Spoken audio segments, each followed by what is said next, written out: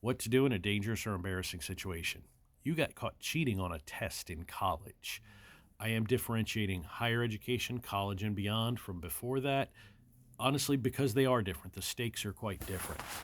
Now, when it comes to cheating at college, I'm of two minds, I guess you could say, because if college were what college promises to be, if college were the thing that we are told that it is, that idealists claim that it is, then it would be an exchange of money in exchange for an opportunity to learn. And if that were the case, if you gave them money for the opportunity to learn and you used that opportunity and you cheated instead, that's what you did with that opportunity, then I would call you a fool. Like, why not just not go if you're going to do that? But we all know that college is no longer that thing that they pretend it is. Now, college is just a promise of higher income in the future in exchange for money now. If you're there to learn, then you shouldn't cheat. If you're there to get a degree because you want to make more money in the future, then cheat. I don't care. Unless it's like a group project or something, that's different because then you could be affecting other people. But there. Okay, so that's the case. But now you've been caught. Now, some people are going to say the same thing as if the police catch you. Because if the police catch you, deny, deny, deny. I fully support this idea. Deny, deny, deny. Ask for a lawyer. Don't talk until you get a lawyer. Deny, deny, deny. Just that's if the police get you. But at school, it's different. Now, you're going to have to play a little bit of a game here, because your worst case scenario is being expelled, okay, and you won't get your tuition back. But there's a lot of things that can happen to you before you get to expelled. Okay, you should assume if you've been caught cheating on a test or an assignment or whatever, you should assume you're going to get a zero on that. The moment you get caught, a zero is your best case scenario. If all that happens to you is you got a zero on the assignment, then you got off with as light a punishment as you can be given.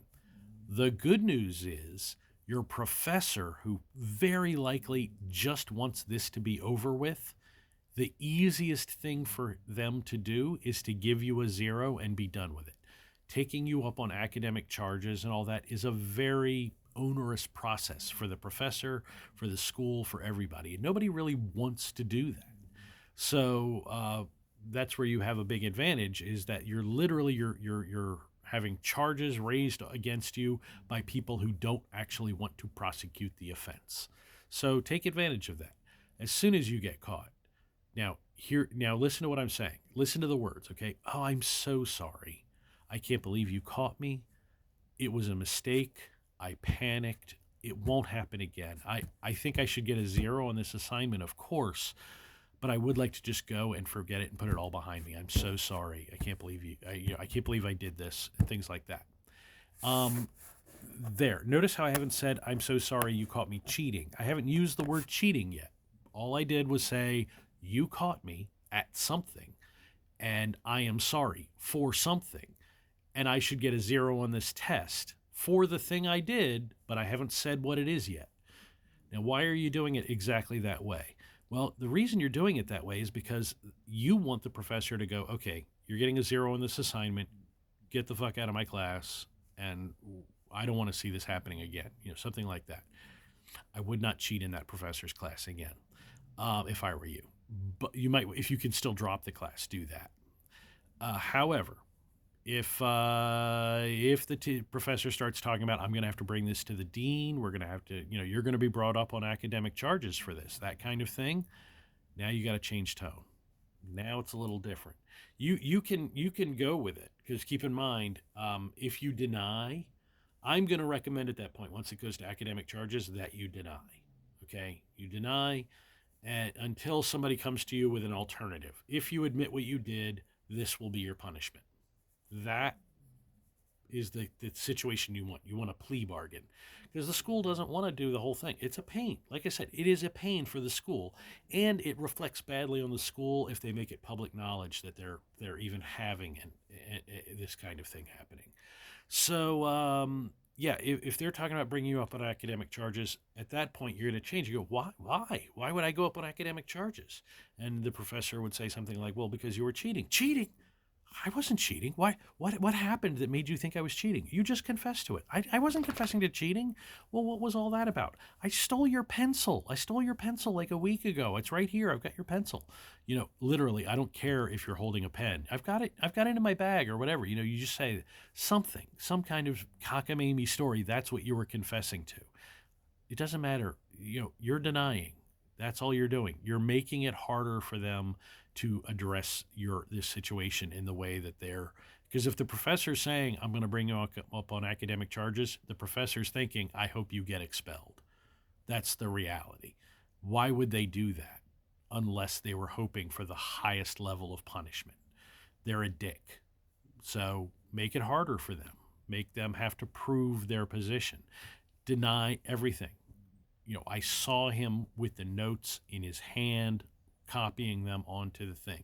That's not true. That's not true. Those weren't notes. That was a note from my mother.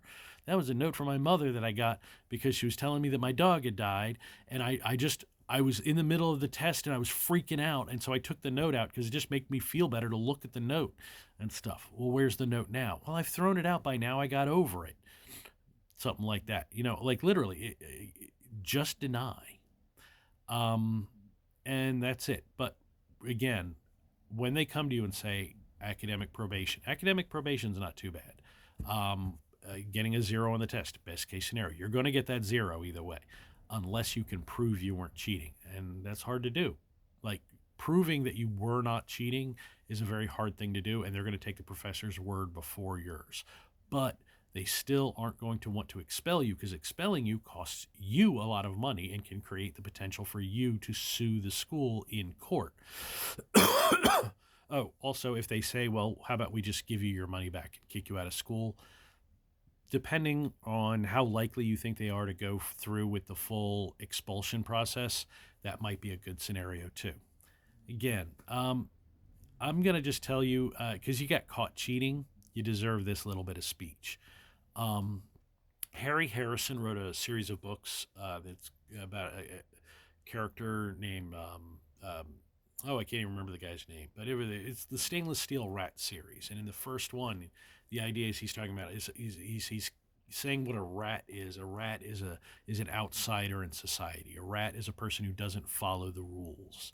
That's what a rat is. A rat knows how to navigate the system and go between the walls and exist in the system, but without being part of the system. That's essentially what you're doing when you're cheating. You're becoming the rat.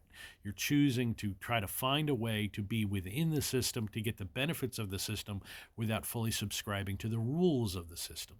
Well, as Harry Harrison put it, when the system is cold and hard and it's all stainless steel, then the only way to survive is to be the stainless steel rat. The stainless steel rat does not evade capture by being a liar, a cheat, and a thief. The stainless steel rat does what it does because it knows the system better than the people who built it. And that's how you function as a rat in society without getting caught. You have to know the system better than they do, and that's how you can function. And unless you're there, when you go in to cheat, just remember, unless you know that system better than the person who built it, there's a good chance you're getting caught. They know what they're doing, man. I mean, there's a reason that they're the people who are teaching the class.